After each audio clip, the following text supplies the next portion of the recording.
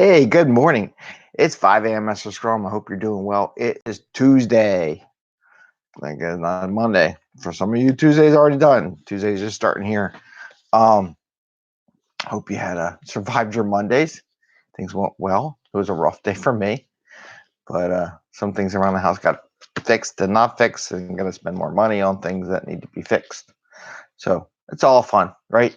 Anyway, this is 5 a.m. Scrum. We talk about Agile and Scrum in a practical and tactical way, how you can use it, in an IT business, non-IT business, anywhere you go. Give you some ideas that will help you get home, get to your family or friends, to other entrepreneurial businesses you might have, hobbies, whatever, and bring more value to your customer in whatever environment you're at. But at the same time, we want you to work hard, but not as stressed out, crazy hard, and have a little fun along the way, right? You gotta have some fun. There's no fun. Like I do my trains and try to set that up. That's another thing I gotta work on. Anyway, hope you're all doing well. A couple things to talk about today. I want to hit PI planning a little bit and interesting things about things I've learned over time and stuff like that. And also some coaching. So just talk about that a little bit and how that kind of works and where it kind of works and what you kind of do. And everybody's different. Everybody does it differently. Everybody does slightly differently. Stuff like that. So first I want to talk about safe, and I'm going to do a couple things. Talk about a little bit about sprint planning or PI planning and story shells, right? Shell stories. And had a debate yesterday with a bunch of Agile coaches and how we would do that. Some things I'm like, they're arguing with me on stuff. I'm like, no, that's how you do it, And I will say, and I have all these. You pick these up, like this book. This is one of the books that train. I mean, you pick up any book, got product flow, which I gotta finish reading again. But anyway, a lot of that, this book, Flow, is one of the basics behind SAFe, right? I covered the name out, right? Donald. So it's like one of the just flow of work, right? How it flows, and you get these debates on how things go, and I was trying to debate. I was like, yeah, you got to put stories in all the sprints, and you figure out your capacity per sprint. Otherwise, why are you doing the sprint thing? And you chart it up. You put like, here's our capacity per sprint based on how much time we got left, and here's how many points for the stories we have. And they're arguing with me. I'm like, we've been doing it this way for like all this, every PI I've been to in this company. Oh, we've been doing it. Oh, it's new requirement. I'm like, no, it's not. And then I found the book, and I'm cool because I'm gonna take the book and take the page and go, because I got a couple books on this, and I'm gonna put it right. I was like, look, this is what they've been training everybody on. Oh, well, I hope we got an O, but however, it's interesting you have this, and I kind of moved on, but I will come back to make sure that we do it right and follow back up, because it was just taking up the whole time, and I'm like, look, let's go with what we agree on, how we want to operate, and then we'll come back to the other thing too. And I got one of the other Agile coaches agrees with me that yeah, we need to come back and revisit that before we do our next PI planning. And but shell stories. Talk about a little about shell stories a little bit. Shell stories are really, they don't have a lot of information on them, but if the team's been coding the material and has a picture of some stuff, maybe a graphic or what they want to do, they can kind of give an idea. And it's really, like they said, this swag, right? Wild ass guess, right? To how many points it would be, the value to it. And I don't care if they bump it up higher because they don't know it. I mean, the stuff that you're going to work out like 4 or 5 sprints out, make it a bigger point spread, add like, so you usually get your shell story, usually just like a description, some words, if there's any dependencies anybody knows, some basic stuff so you can get an idea. Like, I'm like, you're going to connect these couple databases. We want you to put it on this screen and this screen, and these services are going to use that data, or however you want to do it. And there's usually enough information to give it a broad guess. I would encourage people to up the points on it. Like if you think that probably just a 3-point story or whatever, make it a 5-point story if you don't have really enough information to guess on it. And then you can plot it out. And then based on how many stories you have, it figures what your capacity is for the sprint. And it's really just to give you an idea how much work you're going to flow over the next couple sprints, which is a good thing to have. It's an idea, right? Where companies go too far is they make it gospel, they make it fact. They say that you promised 6-7 sprints ago that you were going to do this and it was only going to be 5 points, and now you're telling me it's 8 points, or it was 5 points and now it's 3 points, and I don't get it. So we're kind of guessing what the thing is, and you really should not hold it to that much. Keep that perspective, and but it just gives you an idea so you can shape stuff so product owners and your team can organize. And it's just one of those things. It's a nice thing to have shell stories, because it gives you an idea what work you're going to do. And like I said, if you're building a shell story, you don't have enough information, up the points on it, make it bigger. When you get closer to the sprint and you really get a chance to analyze it, and the feature and the descriptions get more honed out by the business side, then you adjust, right? It's not a big deal. People make it a big deal. It's not a big deal. But it gives you an idea how much stuff, how many big giant puzzle pieces.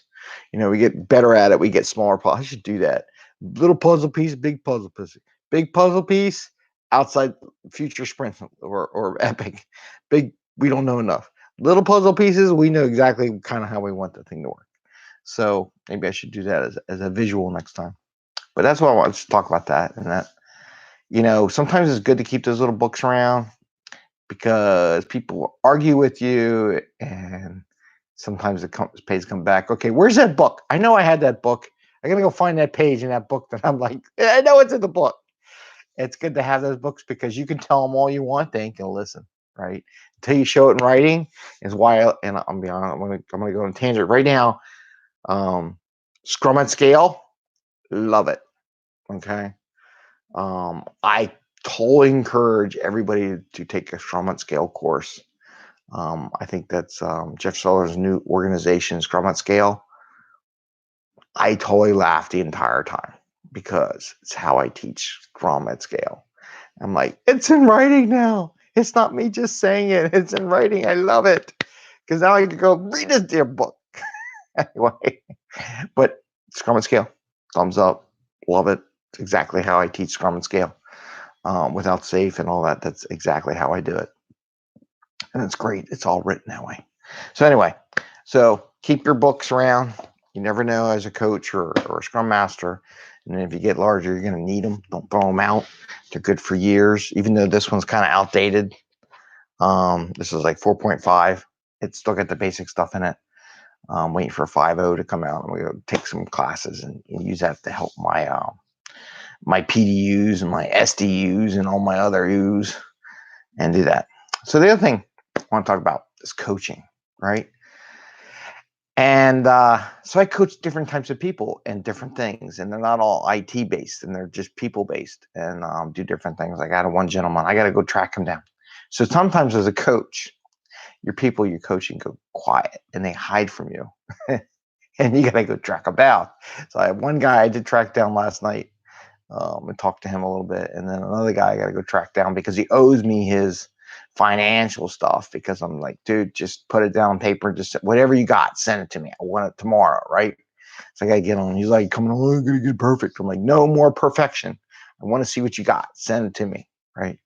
And that's one of the biggest things about doing entrepreneurship and coaching entrepreneurs, is they trying to make things perfection. Like, no, just put down what you got, put it out, because you're an entrepreneur. You got to react to it. You just, what it is you got, you just keep going, right? And a gentleman I was coaching last night, he's like, send me your things. I want to share your 5am Mester Scrum. So maybe I'm talking to him. He knows who I'm talking to. But it was really interesting in coaching. Sometimes in coaching, you don't say it. You really just quiet. The fact that you're calling them, they know why you're calling them, because they already know in their brain why you're going to call them. It's like he's trying to do some flipping, things like that. and selling stuff that he gets and things like. And I'm like, hey man, says I thought we agreed that you're going to post something once a day and put it out there. Yeah, I know, I got to do it. I got all this stuff and I try to make it too perfect. I'm like, really? Oh, okay. Yeah, I know. And I always tell my friends, sometimes, the good's only as good as sold as it's out there. That's posted for people to buy. Really? Mm-hmm. And he just talks himself into it. And he says, I know. Sometimes I hate you, but I love you for what you do. It's like, so as a coach, I'm sorry, it's not all lovey-dovey. And, you're not loved and liked all the time. And sometimes they're like, yeah, you're pushing me to make me do stuff that I just procrastinate and not doing. Yeah, that's what coaches do. So a lot of times coaches put people in an awkward position um, to realize they need to do something if that's their goal they really want to achieve. And a lot of times we just talk about it, and the people that we're talking to, because they talk themselves into that, realizing that is. And our job as coaches is a lot of times just to keep bringing it out, let them remind themselves that they need to do that, and help them find things. If they need help with doing something, I offer to do stuff for them or help promote. Like I'll say, hey, when you're posting on Facebook, let me know. I'll share it on Facebook, because I want them to know I will help them. I'm not like, just let it go. I said, I'll share your stuff. I'm good with that. And then they're like, oh, crud. He will too, because they know I will. Um, so anyway, so sometimes with coaching, we coaches have to go hunt down our coachees and get them engaged, because they've been they've been putting off, really busy. Their head's stuck in the sand. They got to bring their head out and say, dude, you need to do this stuff. We talked about this is what you wanted to do. So we need to do it. And that's one of the jobs of coaches. It's not always them coming to you. It would be great if they would always come to you and set up the meetings. And we'll talk about that as another thing we do. I do as coaching. But sometimes we have to go find them and help them realize they're hiding. So anyway, so that's my coaching thing. Sometimes as the coach, you got to go find your coachees because they go hide from you, and you got to pull them back up and say, yay, hey man, I haven't seen anything from you in a while. What's going on? What's blocking you, right? What's keeping you from doing it? And let them walk it through. And then they go, yeah, it's not really excuse. They start walking, they talk to their process, and you just ask them powerful questions to get them where they need to be. And then you just have a nice, quick little conversation. Doesn't have to be long, drawn out an hour. I think our conversation was like 10 minutes, just to get them focused. Anyway, with that, it's Tuesday. Yeah, it's 12. I'll make up for yesterday being over. I'll be under today. We'll balance it out, right? And I just want to wish you all a happy day, happy scrumming, and I hope you do well. Um, keep liking and subscribing. Hit the little bell. Share with your friends. And if you know anybody here in Philly that would like some coaching, let me know. I'm still offering that free coaching for some people here in Philadelphia. I just got like 5 spots though, and some overseas. So if you know anybody overseas that would like to do that, they can send me a message in LinkedIn or YouTube or Facebook or Instagram, whatever they want. We're all on those social medias, and be more than happy to do some coaching for you. So with that, thumbs up. Take care. Have a great day. Happy scrumming. See y'all. Bye. Bye.